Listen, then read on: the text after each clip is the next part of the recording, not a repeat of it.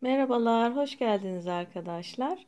Bu videoda böyle sonbahar ve kış aylarında sıkça kullanacağımız şal modellerinden örnekler göstereceğim.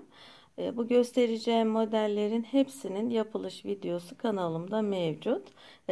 Videoların linklerini de açıklama kısmına sırayla ekleyeceğim. Dilediğiniz modeli oradaki linke tıklayarak yapabilirsiniz. Evet, şöyle bir modelle başlayalım.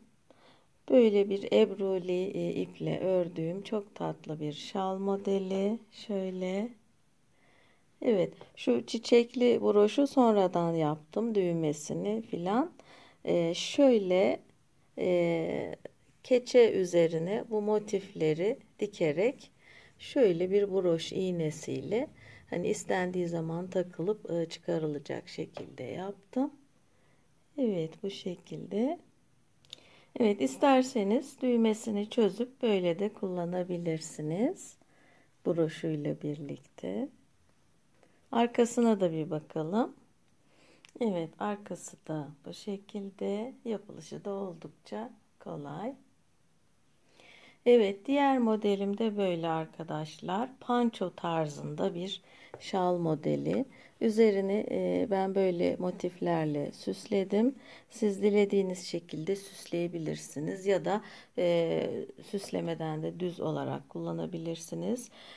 Haroşa düz örgü olarak ördüm. Örülüşü çok kolay. Tek parça halinde dikişsiz örülüyor. Bu şekilde.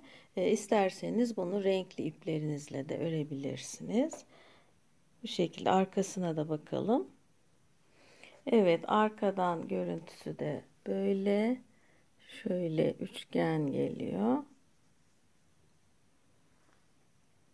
Evet, bu şekilde. Evet, diğer modelim de böyle arkadaşlar. Bunu da cake iple ördüm. Böyle oldukça kolay, güzel bir model. Üçgen bir şal. Evet, dilerseniz böyle şal tokasıyla da kullanabilirsiniz. Bu şekilde. Evet, diğer modelim böyle arkadaşlar. Bu modelin özelliği böyle dümdüz bir düz örgü olması. Herhangi bir eksiltme, arttırma olmadan dümdüz örülüyor. Dış kenarına böyle tığ işi çalışması yaptım. Bunu zaten benim elimde mevcut eskiden örülmüş bir uzun bir kaşkolden yaptım bu şalı. Kaşkolün bir bölümünü söküp o iple kenarlarını böyle örerek kaşkolü daha da böyle kalınlaştırıp şal haline getirdim. Üzerine işlemeler yaptım. Çok tatlı bir şal oldu. Böyle bakın dümdüz bir haroş düz örgüden yapılmış bir şal modeli.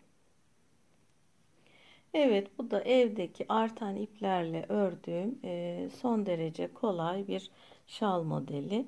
Yapılışı oldukça basit, çok da kullanışlı bir hem panço hem şal olabilecek şekilde ördüğüm bir model. Evet, bu da arkadaşlar çok sevdiğim bir model. Böyle dümdüz örülüyor. Bir taraftan kol yapılıyor şöyle. Yani tek kolu var. Şöyle göstereyim. Burası kol. Sonra buradan parça dümdüz örülüyor. Bir parçası öne atılıyor. Diğer parçasını böyle arkaya atıyoruz. Dilerseniz şal tokasıyla böyle kullanabilirsiniz. Oldukça şık ve kullanışlı güzel bir model. Evet, bu da yine artan iplerle ördüğüm bir şal modeli. Böyle minik minik artan ipleri değerlendirmek için çok ideal bir model. Bu şekilde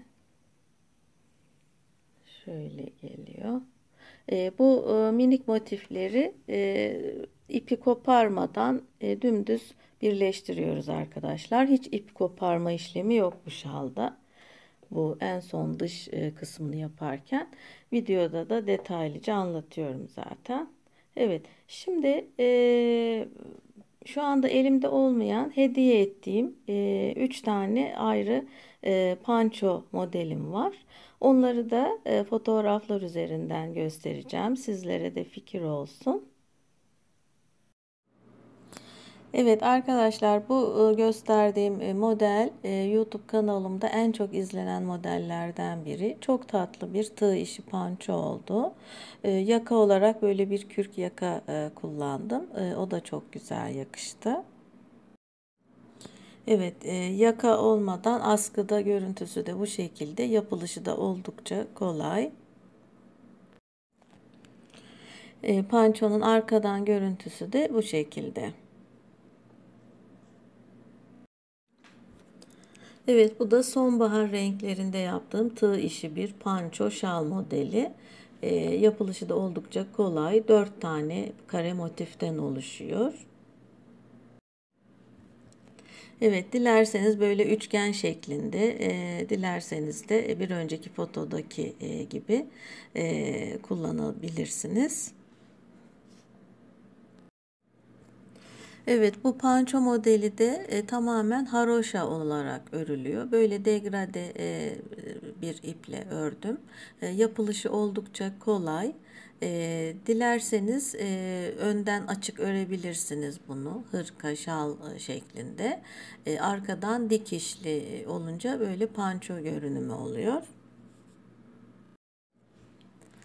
Evet, bu modeli arkadaşlar evdeki kalan iplerinizi değerlendirmek için rengarenk de örebilirsiniz. Evet arkadaşlar, bu videoda gösterdiğim şal modelleri böyle günlük kullanım içindi. Epeyce bir abiye şal modellerim de var. Onlar için de ayrı bir video hazırlayacağım inşallah.